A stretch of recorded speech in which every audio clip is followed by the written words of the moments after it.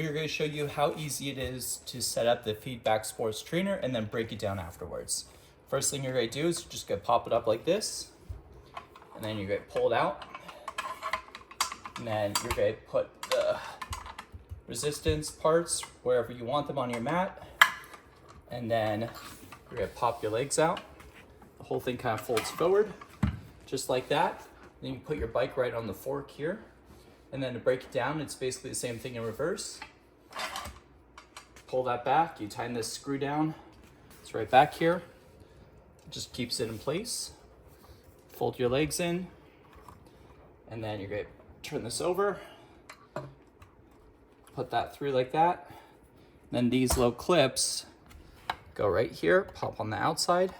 And you just hold this thing together like that, and then it goes right back in the handy bag that I provide you.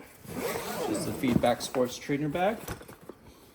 And usually you could do, doesn't really matter how you do it, if you want to do the wheels down or wheels up and bottom part down. I usually like the bottom part down, wheels up, just because the bag is tapered. So you just stick it in the bag. Then you zip it up and you are all done. So it's so easy to use on the go if you want a mobile trainer.